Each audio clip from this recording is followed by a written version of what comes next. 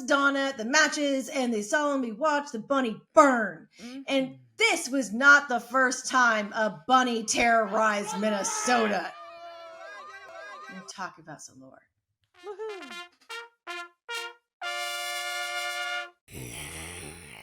So in the 1950s, dozens of residents of Ancora, Minnesota, the town Garrison Keillor based Lake Wobegon on, and Coon Rapids, Minnesota, a town who actually changed their name to be Coon Rapids, Minnesota, reported seeing large hopping beasts with glowing eyes that devoured garbage and killed pets and other small animals. Eventually, the beast would be dubbed Big Bunny. The stories were primarily collected by Loren Coleman, the cryptozoologist and founder of the International Cryptozoology Museum, who also conducted the interviews with the witnesses. These are the ones that were in Minnesota. 2 boys, age 7 and 9, saw 2 5-foot-tall, light tan, medium brown kangaroos hopping across the clearing off Highway 10 near Coon Rapids in 1957. In 1958, a woman saw a kangaroo. Also that year, another woman who was married to Gary Hayter, she told him that her 2 brothers told her that they saw a big rabbit hopping around. And then in 1967, 2 oversized bunnies were seen near the Anoka County Fairgrounds. No further reports of hopping creatures in Minnesota, but it is not the only place with these unidentified hopping objects, these UHOs. Well, clearly that is the best name for these cryptids. They have also been called phantom kangaroos or errant kangaroos. And yes, they are indeed a cryptid, according to the author George M. Eberhardt's categorization of cryptids. He had like 10 categories, and this one fell under distribution anomalies that were not a zoological mystery. So a known animal that was seen in odd locations is by his categorization a cryptid. Okay. So like I said, he had 10 categories, and we don't have time for all of them, but a few I think we would all find interesting. So another one was undescribed, unusual, or outsized variations of known species. Mm-hmm. And this could include common animals with notable deformities or attributes, or often those that suffered from a form of gigantism, like giant snakes in the Amazon. Okay. All right. So another one, survivals of recently extinct species, like the Tasmanian tiger that everyone thought was extinct. And then like 40 years later, they're like, oh, I just saw a Tasmanian tiger, right? Yes. Another one is animals not known from the fossil record nor related to any known species. So that's completely an unknown. And according to Eberhardt, Sasquatch belongs in this category. And so he said, despite the fact that some researchers think that Bigfoot is a surviving Gigantopithecus, we know this huge Pleistocene ape only from a few jaw fragments and isolated teeth, and have no idea what it looked like back then. Right? I think they're making a new emoji of Sasquatch. Yeah, there was a Sasquatch outside my Airbnb. I saw him hanging out there. It's pretty cool.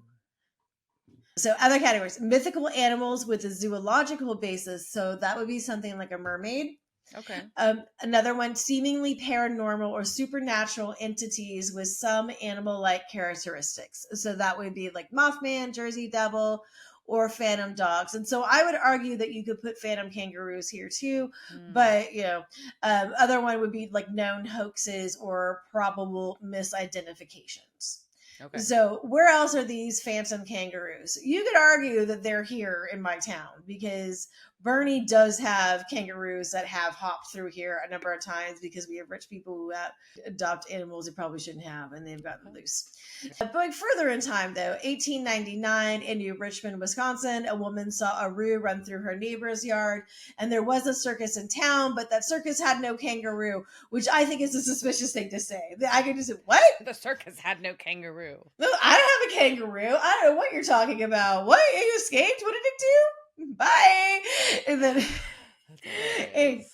in 1900 Mays Landing, New Jersey, a family heard screams coming from their barn.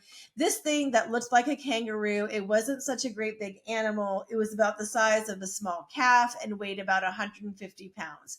But the noises what scared us. It sounded like a woman screaming in an awful lot of agony. And then they found tracks that were 8 to 10 feet apart leading to their swamp. I also like that they had a swamp. In Swamp kangaroos? Yeah, maybe a swamp kangaroo.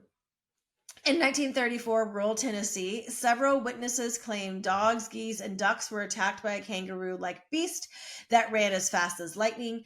It was seen fleeing later, carrying sheep, which leads me to say, if it was a kangaroo, was it in its tiny kangaroo paws? How was the kangaroo carrying the sheep? Was it multiple sheep? Was it in the pouch? How was it running away with the sheep? Why was this not in pictures? All right. Grove City, Ohio, 1949. Seeing the lights crossing the road in front of the bus was a beast about 5.5 feet tall, hairy and brownish in color. It has a long pointed head. It leapt a barbed wire fence and disappeared. The bus driver said it resembled a kangaroo, but it appeared to jump on all fours. I'm certain it wasn't a deer. In 1958, kangaroos were reported in the vicinity of Nebraskan towns. A witness, brewery owner Charles Wetzel, gave one of his beers the name Wetzel Kangaroo Beer. They appeared in Illinois, Wisconsin, Colorado, Delaware, California, Utah, Oklahoma, North Carolina, and Ontario and New Brunswick through the 70s and 80s. This is a good one. In October 1974, Chicago cops showed up to a call about a kangaroo on a man's porch. They cornered it in an alley. One of them tried to cuff it, and this reminds me of Sam. And so one of them tried to cuff it, and then it started to scream and got vicious. Then it ran, and then it kicked the officer in the shin a few times, and then it ran away. And then sightings of it were reported in Plano, Illinois, which is 50 miles west of Chicago. 2 groups there reported seeing it. Then it was in Lansing, Illinois. Then in Rensselaer and Carmel, Indiana. Then on November 15th, it was seen back in Chicago on a vacant lot.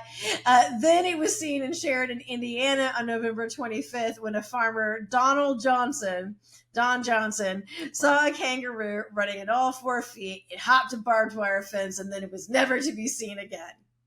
In 1978, in Wisconsin, kangaroos were sighted, photographed, and maybe even had their prints made. The investigator, Mark Hall, saw plaster tracks. They're about 6 inches long and 3 inches wide. He said they have a 2-pronged fork appearance with 2 knobs at the rear of the fork handle. The photograph showed a fuzzy slumping figure, which could be a kangaroo. The better of the photos had a tan animal with lighter brown front limbs, hints of a lighter brown hind limb, dark brown or black patches around the eyes, inside the 2 upright ears, and possibly surrounding the nose and upper mouth area.